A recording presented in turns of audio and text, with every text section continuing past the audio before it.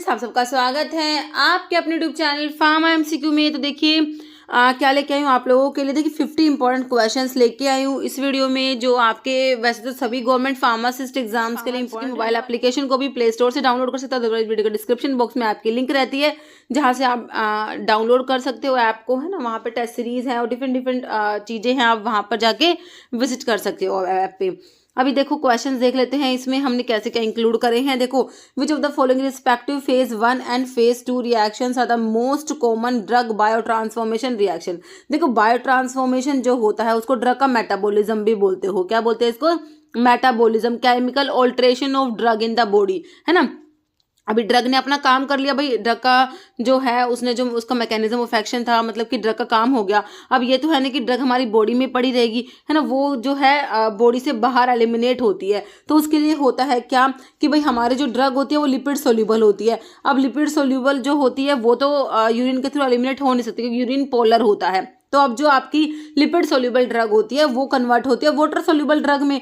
ये काम होता है हमारे लीवर का, है ना। तो वो क्या करता है, लिपिड सोल्यूबल ड्रग को वाटर सोल्यूबल ड्रग में कन्वर्ट करता है ताकि वो यूरिन के थ्रू एलिमिनेट हो सके, है ना। तो बायो ट्रांसफॉर्मेशन में क्या ही होता है, नॉन पोलर से पोलर बनता है ना। नॉन पोलर ड्रग से पोलर बनेगी, लिपिड सोल्यूबल से लिपिड इनसोल्यूबल, मतलब कि वाटर सोल्यूबल जो है कन्वर्ट होते हैं। तो इसमें जो होता है हमारे डिफरेंट रिएक्शंस होते हैं। फेज 1 रिएक्शंस होते हैं, फेज 2 रिएक्शंस होती है ना। फेज 1 में आपकी ऑक्सीडेशन, रिडक्शन, हाइड्रोलिसिस, साइक्लाइजेशन, डिसाइक्लाइजेशन होती है।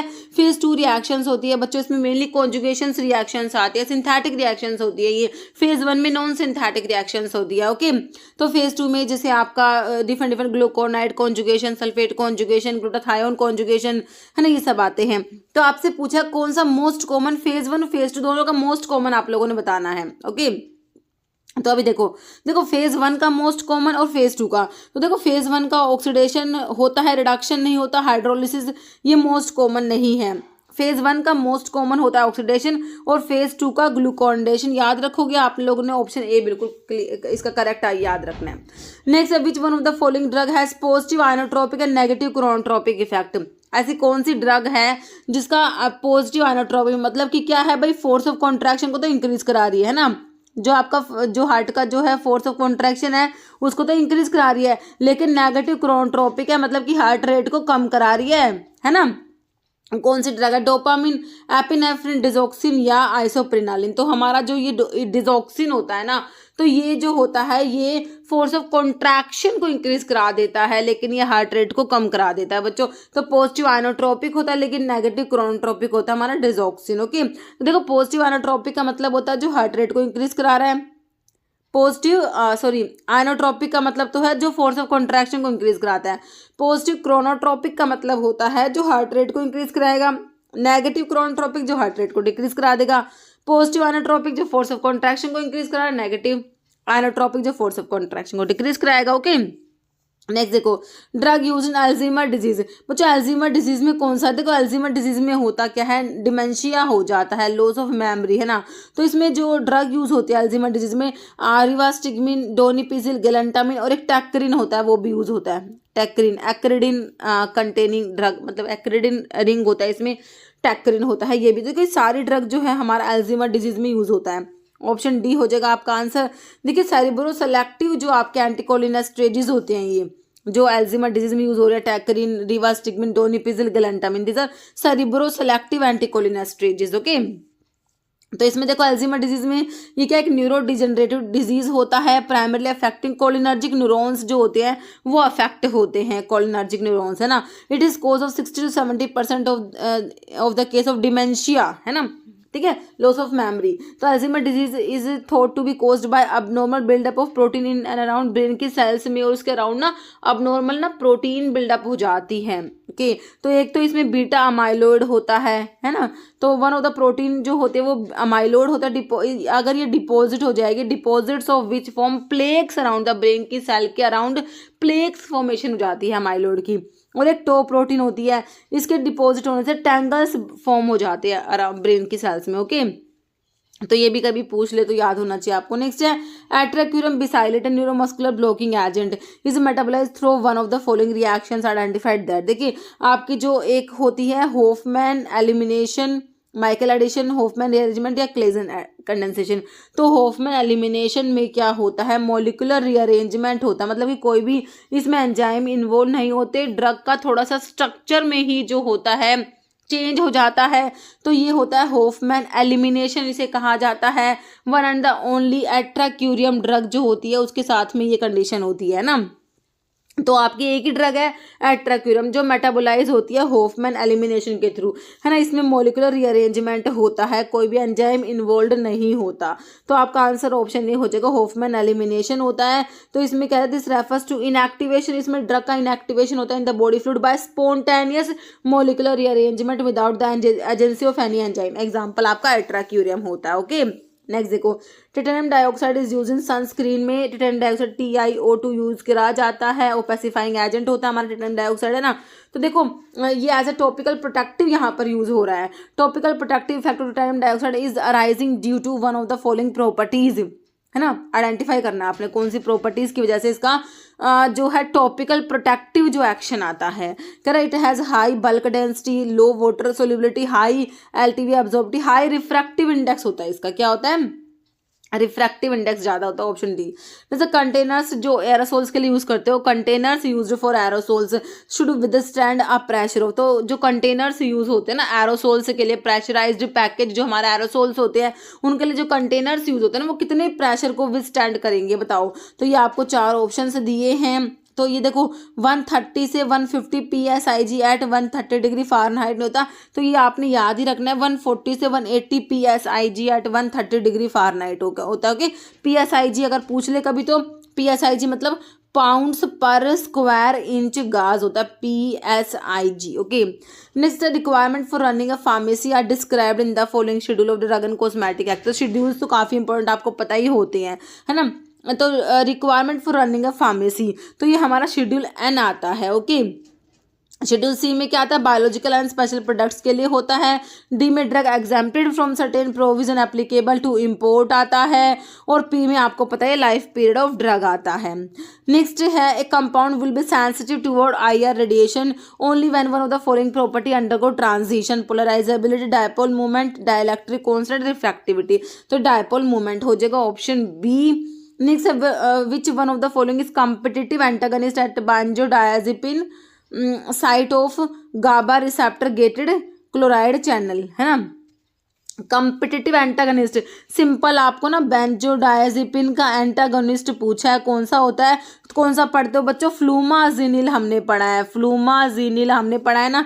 तो आंसर इज ऑप्शन C हो जाएगा, फ्लूमाजीनिल बेंजोडायजेपिन का एंटागनिस्ट होता है, एंटीडोट होता है। नेक्स्ट है, atropine biosynthesis involve a pair of precursor, identify the correct pair. Atropine comes under tropane alkaloid, है ना। तो ट्रोपेन अल्कलॉइड का प्रिकर्सर हमने पढ़ा है ऑर्निथिन अमीनो एसिड होता है ना। इंडोल अल्कलॉइड्स जो होते हैं उनके लिए हमारा ट्रिप्टोफैन अमीनो एसिड आता है। तो यहाँ पर जो है आपका ऑप्शन A में ही आपको ऑर्निथिन दिया है, ऑर्निथिन एंड फिनाइल एलनिन आपका आंसर हो जाएगा। नेक्स्ट है, perivoside is naturally obtained from one of the following plant, identify the correct name. तो पेरिवोसाइड ना केमिकल कॉन्स्टिट्यूएंट्स होते हैं, तो किस में प्रेजेंट है ये, डायस्कोरिया में तो हमारा डायोसजेनिन होता है, डायस्कोरिया का सिनोनिम यैम होता है, सैपोनिक ग्लाइकोसाइड्स में पढ़ते हो, है ना। तो इसमें नहीं होता, जिनसिंग में भी पेनेक्स डायोल ये सब होते हैं, पेरिवोसाइड नहीं है। लिकोरिस में भी नहीं होता हमारा, थिवेटिया, है ना।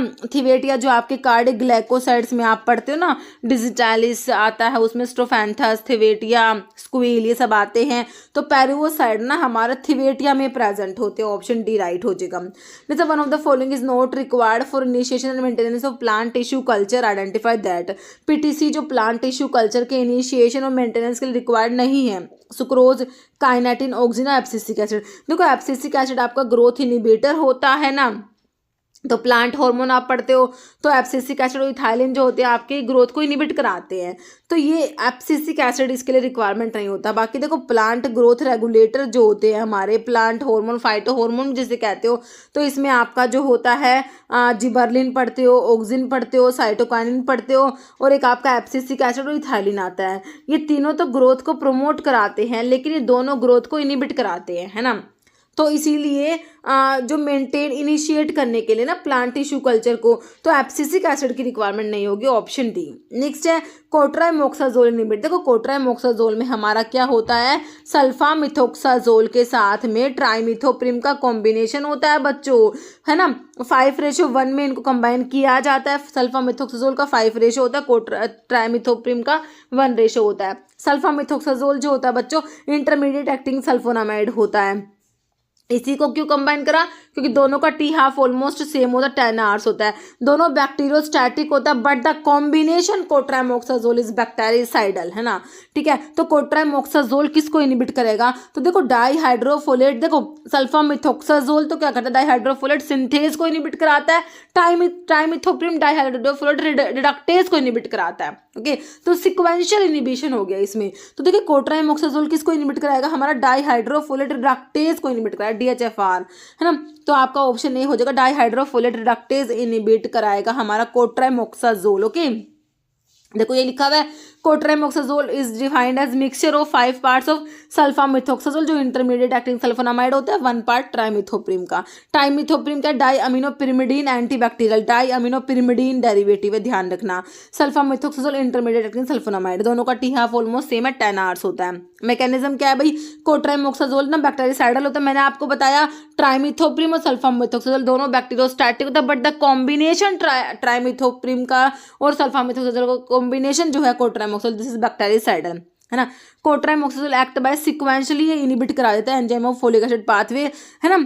Sulfamethoxazole inhibit the formation of dihydro folic acid from para amino benzo, देखो para amino benzoic acid PABA और टेरेडीन से हमारा डाईहाइड्रोटिरोइक एसिड बनकर डाईहाइड्रोफोलिक एसिड बनता है। सल्फामिथोक्साजोल ने इसको इनिबिट करा दिया, है ना, तो ये हमारा डाईहाइड्रोफोलिक एसिड नहीं बना। अब जो है हमारा जो ट्राइमिथोप्रिम होता है, ये ना ये वाला स्टेप जो है इनिबिट करा देगा, ये डाईहाइड्रोफोलेट रिडक्टेज को इनिबिट करा देगा, जिससे टेट्राहाइड्रोफोलिक एसिड नहीं बन पाएगा। तो सिक्वेंशियल इनिबिशन हो गया। ओके, तो ये इसमें लिखा हुआ है, ठीक है। नेक्स्ट देखो हमारा question, silver nitrate is use in limit test. तो लिमिट टेस्ट, किसके लिमिट टेस्ट में सिल्वर नाइट्रेट यूज करोगे, chloride, sulphate, iron and none. तो हमारा जो क्लोराइड का लिमिट टेस्ट होता है उसमें सिल्वर नाइट्रेट यूज करा जाता है, ऑप्शन ए हो जाएगा। देखिए limit test of chloride is based upon the chemical reaction between silver nitrate and soluble chloride in the presence of dilute nitric acid to give opalescence of silver chloride, है ना। तो देखो इसमें जो soluble chloride है इसके साथ आपका जो है सिल्वर नाइट्रेट की जो रिएक्शन होगी, तो इससे आपका AgCl बन जाएगा, है ना। ओपेलिसेंस जो है इसमें कंपेयर करी जाती है, प्रेसिपिटेट बनेंगे सिल्वर क्लोराइड के। ओके, नेक्स्ट है only immunoglobulin that cross the transplacental barrier provide maternal protection. तो प्लेसेंटा को जो क्रॉस करती है ना वो हमारी IgG होती है बच्चों। जो प्लेसेंटा को क्रॉस करती है, सीरम में सबसे ज़्यादा हमारी IgG लगभग 65 से 70% तक प्रेजेंट होती है ना। मोस्ट अबंडेंट इम्यूनोग्लोबुलिन भी आपकी IgG होती है, प्लेसेंटा को भी यही क्रॉस करिए, तो ध्यान रखेंगे हम ऑप्शन बी। IgM का मोलिकुलर वेट सबसे ज़्यादा होता है, पेंटामर की फॉर्म में होती है, प्राइमरी इम्यून रेस्पॉन्स के लिए रेस्पॉन्सिबल होती है IgM। ओके, IgA जो है सिक्रेशंस में, जैसे सलाइवा, टीयर्स, कोलोस्ट्रम में भी IgA है। नेक्स्ट है 1 curie is equal to, 1 curie किसके इक्वल होता है, देखो 3.7 इंटू 10⁻10 होता है बच्चों डिसइंटीग्रेशन पर सेकंड, है ना। याद रखना ऑप्शन ए, मतलब कि इसकी डेफिनेशन में 1 curie is defined as 3.7 into 10⁻10 atom decay होते हैं 1 सेकंड में। Next which one of the following class of drug cause, इसके साइड इफेक्ट बता रखे, कैसे ड्राइनेस ऑफ माउथ, मतलब कि सैलिवेशन डिक्रीज हो गया, है ना, ड्राइनेस, माउथ ड्राई हो गया, मतलब कि सिक्रेशंस डिक्रीज हो रहे हैं, टैकीकार्डिया, हार्ट रेट ज़्यादा हो रहा है, यूरिनरी टेंशन हो रहा है, कॉन्स्टिपेशन हो रहा है, blurring of visions, perspiration of glaucoma, drowsiness and ये क्या है, इम्पेयरमेंट ऑफ कॉग्निशन। तो किसके आपको ये जो साइड इफेक्ट किसकी तरफ इशारा कर रहे हैं, क्या हो सकता है कि भाई एंटी एड्रिनर्जिक है, एंटी कोलिनर्जिक है, एंटी सीरोटोनर्जिक, एंटी डोपामिनर्जिक। देखो जब आप एंटी कोलिनर्जिक ड्रग पढ़, जैसे कि आपका एट्रोपिन को कंसिडर करके चलो, है ना, तो क्या कराएगी, मतलब कि सिक्रेशंस हमारे कोलिनर्जिक में इंक्रीज होते हैं, एंटी कोलिनर्जिक ड्रग क्या करता है, सारे सिक्रेशंस कम करा देगी, जिससे कि ड्राइनेस ऑफ माउथ हो जाएगा, यूरिनरी रिटेंशन, कॉन्स्टिपेशन, है ना, हार्ट रेट ज़्यादा हो जाएगा। तो ये सारे जो है हमें एक ही बात बता रहे कि ये एंटी कोलिनर्जिक ड्रग के जो है साइड इफेक्ट दे रखे हैं, ऑप्शन बी। नेक्स्ट है which one of the following cytokine are the most important regulators होती है in inflammation and are the target for anti inflammatory agents used in rheumatoid arthritis की drug की बात हो रही है ना। तो देखो TNF tumour necrosis factor alpha and interleukin 1 acetylcholinesterase का यहाँ पर देखो नहीं है, आइकोसिनोड्स नहीं आएंगे, ल्यूकोट्राइन्स एंड आइसोप्रोस्टीन्स या एडिशन फैक्टर मोनोमिन ऑक्सीडेज। तो देखो इसका जो है आंसर हो जाएगा ये, इसमें ना जो एंटी रूमेटोइड अर्थराइटिस में जो पढ़ते हैं इसमें ना TNF अल्फा जो बायोलॉजिकल रेस्पॉन्स मॉडिफायर आप लोगों के आते हैं, है ना। एक तो आपके डीमार्ट्स यूज होते हैं, disease modified anti rheumatoid drug use होती है, आपके BRM बायोलॉजिकल रेस्पॉन्स मॉडिफायर में TNF अल्फा इनिबिटर्स आते हैं, इंटरल्यूकिन 1 एंटागनिस्ट में एनाकिंड्रा आता है ना। तो ये वहां पर यूज होते हैं, तो आंसर ऑप्शन ए हो जाएगा। नेक्स्ट है identify the crude drug which contain lignified trichome. ना बच्चों किसमें प्रेजेंट है, हमारा जो नक्स वोमिका होता है ना उसमें लिग्निफाइड ट्राइकोम्स प्रेजेंट होते हैं। Nux vomica comes under indole alkaloids, okay, and the source of the nux vomica is strychnos. Nux vomica families loganiaceae, है ना। जो नक्स वोमिका का सोर्स है स्ट्रैक्नोज, ओके, नक्स वोमिका होता है ये, और लोगैनियसी फैमिली, तो इसमें स्ट्राइकनिन और ब्रूसिन प्रेजेंट होता है, स्ट्राइकनिन होता है, ब्रूसिन होता है। तो इसमें आपके जो है लिग्निफाइड ट्राइकोम्स होते हैं, प्लाज्मोडेस्मा भी प्रेजेंट होता है, प्लाज्मोडेस्मा भी प्रेजेंट होता है हमारे नक्स वोमिका में, ओके। पायरिथ्रम है, बाकी जो इंसेक्टिसाइड होता है ना पायरिथ्रम, बुच्चू, धतूरा, तो इसका जो ऑप्शन डी हो गया। जैसे एबिटिक एसिड इज ए कॉन्स्टेंट होता है, एबिटिक एसिड जो होता है ना बच्चों ये कोलोफोनी में प्रेजेंट होता है। क्या ध्यान रखोगे, कोलोफोनी जो होता है रेजिन्स की ड्रग में हमारी कोलोफोनी आती है, तो इसमें एबिटिक एसिड होता है। Next, which of the following is not organized crude drug में नहीं आती। देखो ऑर्गेनाइज्ड मतलब का होता है कि जैसे कि कोई प्लांट का पार्ट, जैसे कि रूट, स्टेम, लीफ, है ना, वो ऑर्गेनाइज्ड में आते हैं, इनको ना सेलुलर भी कहा जाता है।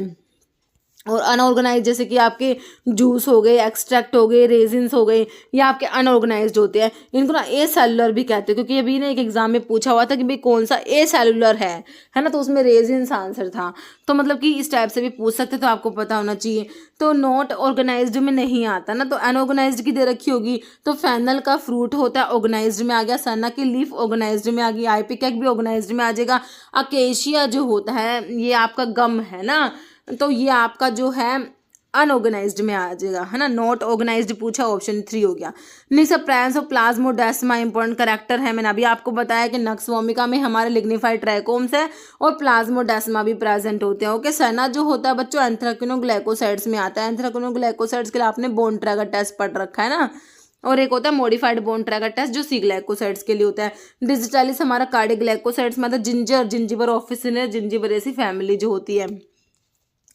नेक्स्ट है, if the average weight of capsule content is 350 mg the allowed percent permitted weight variation. देखो ध्यान रखना कैप्सूल्स के लिए पूछा हुआ है, तो कैप्सूल्स में हम दो ही पढ़ते हैं, या तो 300 mg से कम है तो उसके लिए 10% का वेरिएशन, और जो ज़्यादा है 300 से तो उसके लिए 7.5। तो ये 350 आपको दिया है, तो ऑप्शन बी 7.5% हो जाएगा। ध्यान रखना बच्चों कैप्सूल की बात हो रही है, टैबलेट्स के लिए अलग है, ये कैप्सूल्स की बात है, ध्यान रखना है ना। तो देखो कैप्सूल्स में यही कंडीशन है पढ़ते हम, अगर जो वेट होता है लेस देन 300 mg 300 mg है तो 10% का डेविएशन अलाउड होता है, 300 mg या ज़्यादा के लिए 7.5%, okay. Disintegration time of sugar coated tablets का डिसइंटीग्रेशन टाइम हम क्या याद रखते हैं, 60, 30, 50 या 120, तो 60 मिनट होता है शुगर कोटेड टैबलेट्स का डिसइंटीग्रेशन टाइम।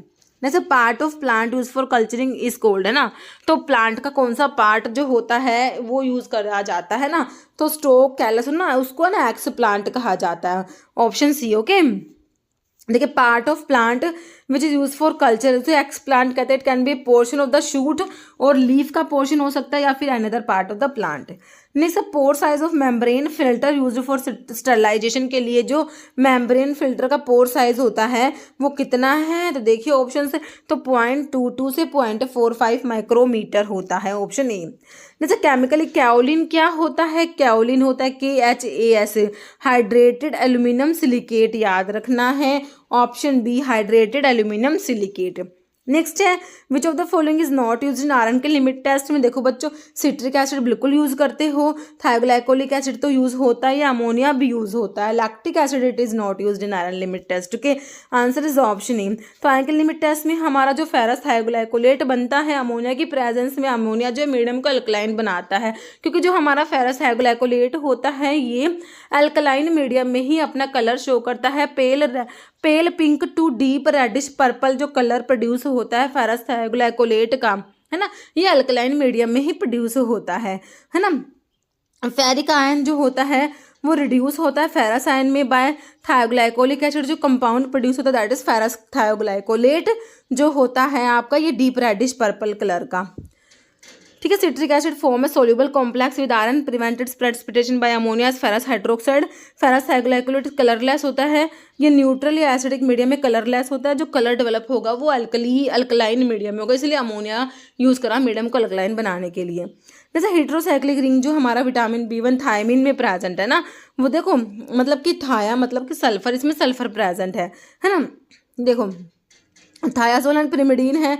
देखो टेरिडीन रिंग जो है ये हमारा फोलिक एसिड में होता है, विटामिन B9 जो होता है ना उसमें होता है। कोरिन रिंग विटामिन B12 में होता है। बीटा आयनोन आपका विटामिन A में होता है ना। तो आपका जो है ऑप्शन ए होगा, थायाजोल के साथ पिरिमिडीन रिंग है हमारे विटामिन B1 थायमिन में। नेक्स्ट है which one of the following glucose transporter is the new drug target for the management of type 2 diabetes mellitus के लिए। तो ये बच्चों क्या होते हैं, कौन से ग्लूकोज ट्रांसपोर्टर है, तो देख लो इसमें option sodium glucose linked transporter 2 SGLT2 होते हैं, GLUT1 GLUT2 SGLT1। तो ये SGLT2 के इनिबिटर हम यूज़ करते हैं डायबिटीज मेलिटस के लिए, टाइप 2 डायबिटीज मेलिटस के मैनेजमेंट के लिए SGLT2 के इनिबिटर्स, ऑप्शन ए हो जाएगा। ओके, तो ये SGLT2 इनिबिटर्स जो होते हैं ना, इसमें ड्रग जो होते हैं ना वो ग्लीफ्लोजिन वाले ड्रग आती है ना। तो ग्लीफ्लोजिन्स होते हैं या फिर फ्लोजिन्स होते हैं, ये जो क्या करते हैं सोडियम ग्लूकोज ट्रांसपोर्टर प्रोटीन जो होता है उस पर काम करती है, उसको ये SGLT2 को इनिबिट करा रहे हैं, है ना।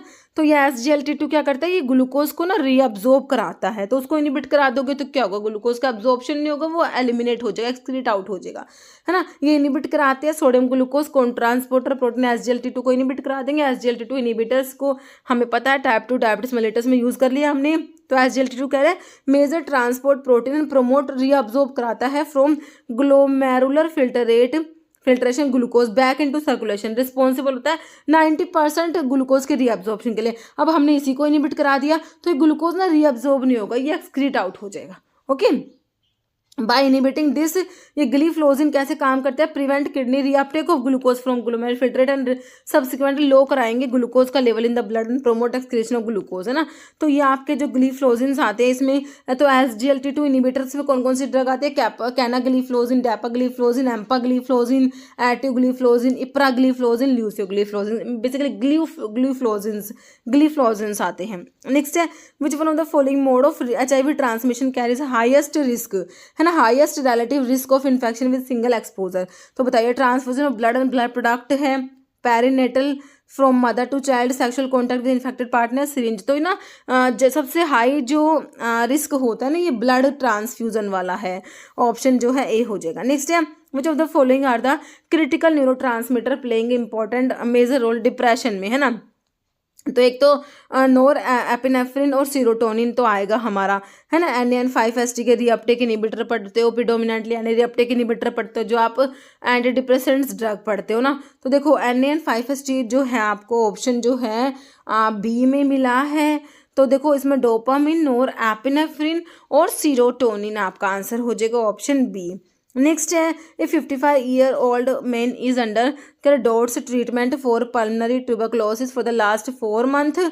Now he has develop symptoms of peripheral neuritis. Okay, तो इसको पेरिफेरल न्यूराइटिस के सिम्टम्स डेवलप हो गया है ना। तो इसको TB के लिए इसको दिया होगा आइसोनियाजिड दिया ना, तो आइसोनियाजिड ने क्या पेरिफेरल न्यूराइटिस कोज करा दिया। कह रहे which one of the following is the right addition to his therapy to manage peripheral neuritis. को मैनेज करने के लिए क्या देना पड़ेगा, विटामिन B6 देना पड़ेगा, पैराडॉक्सिन जिसे कहा जाता है, ऑप्शन सी आपका राइट हो जाएगा। ओके, नेक्स्ट है what is the primary mechanism of action of local anaesthetic. तो लोकल एनेस्थेटिक का काम पता क्या है, तो ये ब्लॉक करा देते हैं। किसको ब्लॉक कराते हैं, एक्टिवेट स्टिमुलेट नहीं होगा, ब्लॉक कराते हैं किसको, वोल्टेज गेटेड सोडियम चैनल्स को ब्लॉक करा देते हैं। नेक्स्ट है installation 100 clean room area means. तो स्टरलाइजेशन में जो 100 क्लीन रूम एरिया का मतलब बताओ। कह रहे हैं particle count in air is not more then 100 पर क्यूबिक फुट ऑफ 0.5 माइक्रोन और लार्जर साइज, है ना। देखिए पर क्यूबिक जो है फुट ही होगा, इसमें सेंटीमीटर हटा दो मीटर हटा दो, पर क्यूबिक फुट होता है। Particle count in air is not more then 100 पर क्यूबिक फुट ऑफ 0.5, ये मैम 0.5 होगा, तो ऑप्शन है इसका ए हो जाएगा। 5 नहीं होता, 0.5 माइक्रोन और लार्जर साइज ये होता है।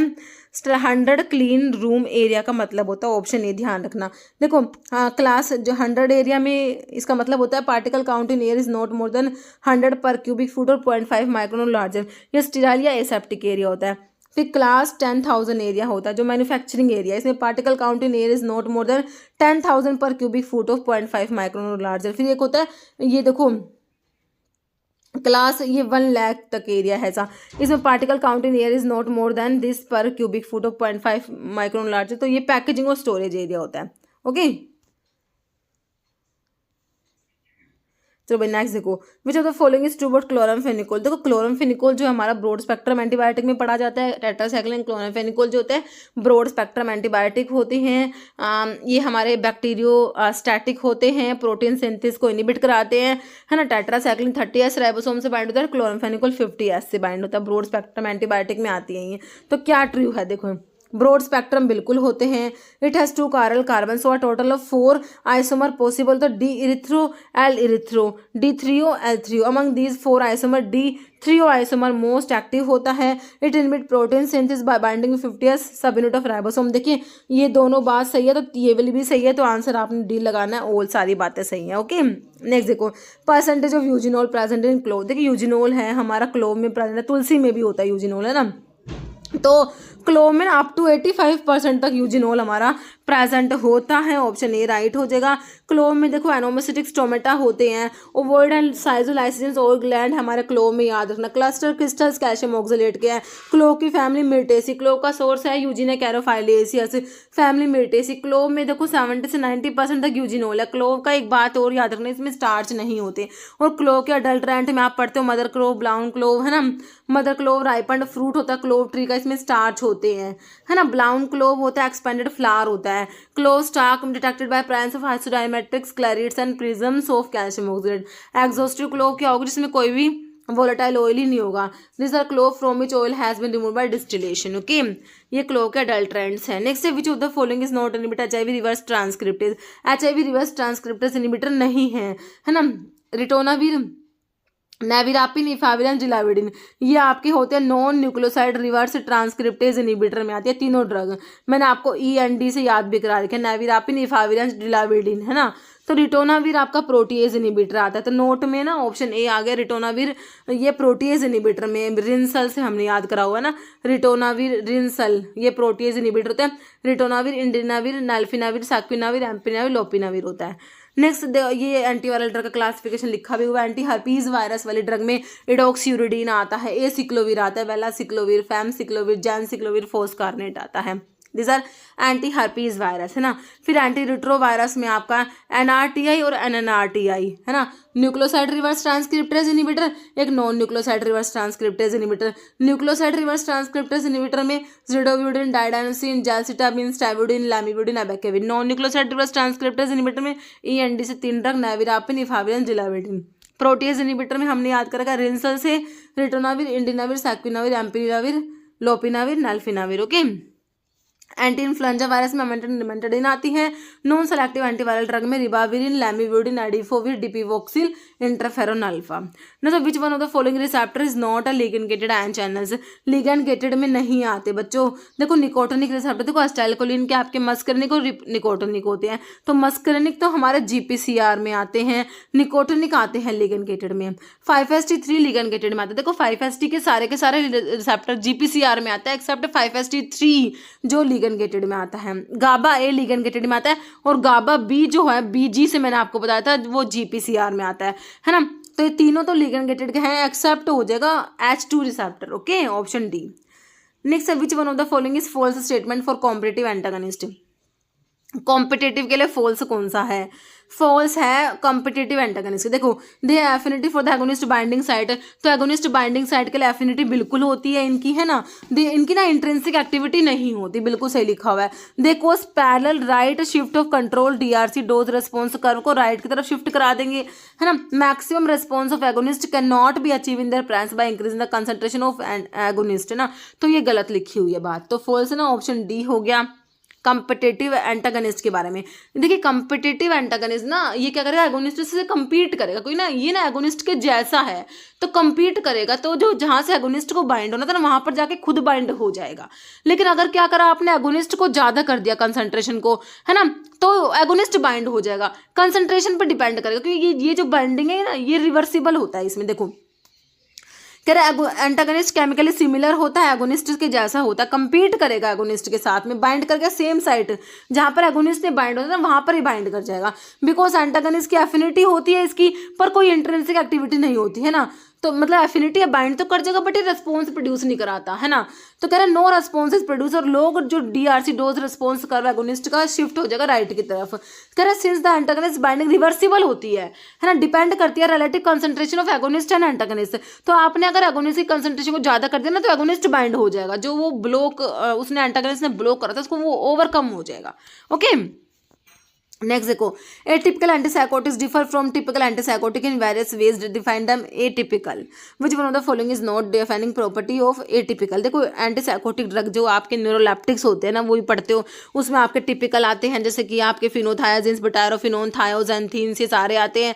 फिर आपके एटिपिकल एंटीसाइकोटिक्स होती हैं जैसे कि क्लोजापिन, ओलंजापिन, क्विटियापिन, जिप्रासिडोन, एरिपिप्राजोल, रिस्पेरिडोन, एक सल्पिराइड भी आती है, ये आपके एटिपिकल आते हैं, है ना।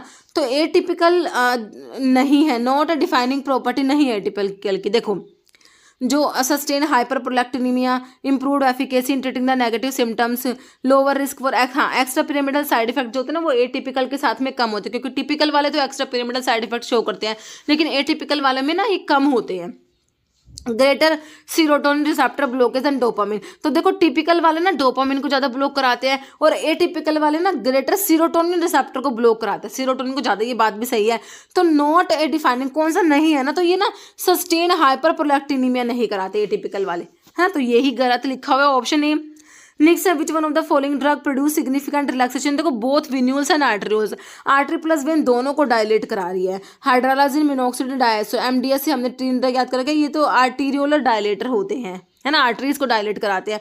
दोनों को डायलेट कराएगी आपके सोडियम नाइट्रोप्रोसाइड, है ना, जो इमरजेंसी में जो हाइपरटेंशन जो होता है ना उसके लिए हमारा सोडियम नाइट्रोप्रोसाइड दिया जाता है, ये आर्टरी प्लस वेन दोनों को डायलेट कराता है। ओके ऑप्शन डी हो गया।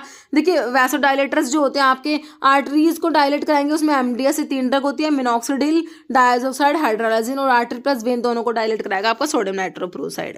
जैसे which one of the following is the most likely positive sign of pregnancy when detected in urine, है ना, तो ये HCG होता है, ह्यूमन कोरियन गोनाडोट्रोपिन होता है ना, इसकी डिटेक्शन जो है वो प्रेगनेंसी में कंफर्म करती है कि प्रेगनेंसी पॉजिटिव है ना, ऑप्शन सी हो गया। नेक्स्ट है drug comes under class of azoles antifungal, antifungal के क्लासिफिकेशन से क्वेश्चन है, अजोल्स में कौन सी आती है ना, तो इमिडाजोल्स एंड ट्रायाजोल्स पढ़ते हो अजोल्स में, तो फ्लूकोनाजोल बिल्कुल आता है, टर्बिनाफिन तो आपका जो होता है ये अजोल्स में नहीं आता, अलाइल अमीन्स में आता है, ग्रीसियोफल्विन नन, तो हमारा जो है फ्लूकोनाजोल आ गया, ऑप्शन ए हो गया अजोल्स में। तो एक बार देख लो एंटीफंगल का क्लासिफिकेशन, एंटीबायोटिक्स में हमारी मतलब कि एंटीफंगल एंटीबायोटिक्स है, एम्फोटेरिसिन बी, निस्टैटिन, हायमायसिन, नाटामाइसिन, ये पोलीइन एंटीबायोटिक्स होती है, और इसमें ना हिट्रोसाइक्लिक बेंजोफिरान में ग्रीसियोफल्विन आता है, ये हमारी हो गई क्या एंटीबायोटिक्स हो गई, है ना। फिर आपके एंटी मेटाबोलाइट में 5 फ्लू, ये फ्लूसाइटोसिन आता है।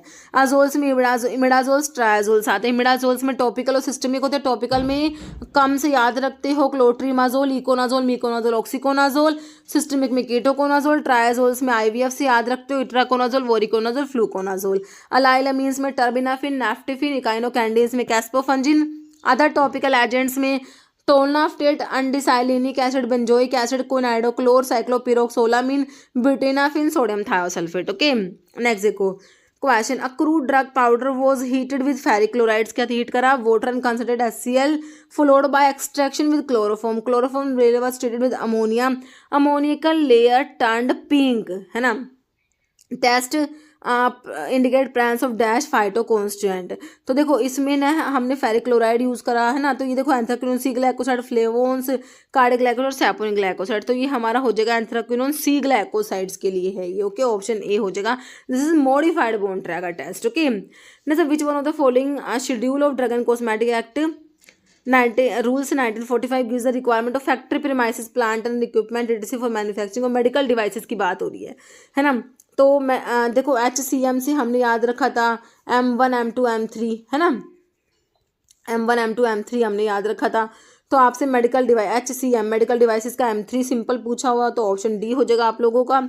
नेक्स्ट है general test to identify carbohydrate. देखो किसी भी सैंपल में कार्बोहाइड्रेट है कि नहीं है, तो उसके लिए सबसे पहले हम क्या करते हैं, मोलिस टेस्ट करते हैं। ये बताएगा कि भाई कार्बोहाइड्रेट है कि नहीं है। जनरल टेस्ट हमारा है Molisch test. Okay, Mayer's test तो हमारा जो अल्कलॉइड्स जो होते हैं ना, उसके जनरल टेस्ट में, मेयर्स टेस्ट में पोटाशियम मरकरी आयोडाइड यूज होता है, क्रीम कलर के पीपीटी आते हैं। बैंडिक टेस्ट आपका रिड्यूसिंग शुगर्स के लिए होता है, Benedict test, Fehling test, Tollens test. Shinoda test flavonoids के लिए होता है, शिनोडा टेस्ट।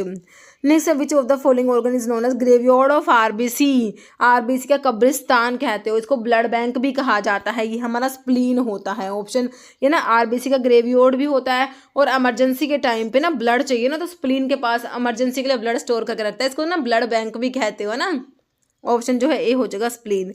नेक्स्ट यही लिखा हुआ है, स्प्लीन को आरबीसी का ग्रेवयार्ड कहते हैं because it is where worn and damage RBC eliminate होती है। It act primary blood filter. The primary function of spleen is to filter blood by eliminating cellular waste. ये स्टोर हाउस भी है blood cells का। Next है schedule related to life period of drug. तो life period के लिए हमने schedule P पढ़ा हुआ, सिंपल है ना। एस में स्टैंडर्ड्स फॉर जो है कॉस्मेटिक्स के लिए, आर में मैकेनिकल कंट्रासेप्टिव्स के स्टैंडर्ड्स हैं, और एम में जीएमपी पढ़ते हो आप। नेक्स्ट है हैंसन डिजीज कॉज्ड बाय। तो लेप्रोसी को बच्चों हैंसन डिजीज कहा गया है, लेप्रोसी को, है ना। तो लेप्रोसी का कॉस्टिव ऑर्गेनिज्म क्या है, माइकोबैक्टीरियम लेप्री होता है ना। तो ध्यान रहेगा, ऑप्शन बी आपका हो गया राइट। ओके, तो ये हो गए हमारे 50 क्वेश्चन है। क्वेश्चन जिसका आंसर आप लोग देने वाले हो कमेंट बॉक्स में। SOS means which one of the following, take occasionally, take immediately, take when necessary, take as directed. इसका आंसर आप लोगों ने कमेंट बॉक्स में देना है। इस वीडियो में इतना ही। अगर आपको वीडियो अच्छी लगे तो लाइक करना, शेयर करना, चैनल पर नए हैं तो मेरे आप लोगों से रिक्वेस्ट है कि चैनल को प्लीज सब्सक्राइब जरूर करना। Okay, thank you.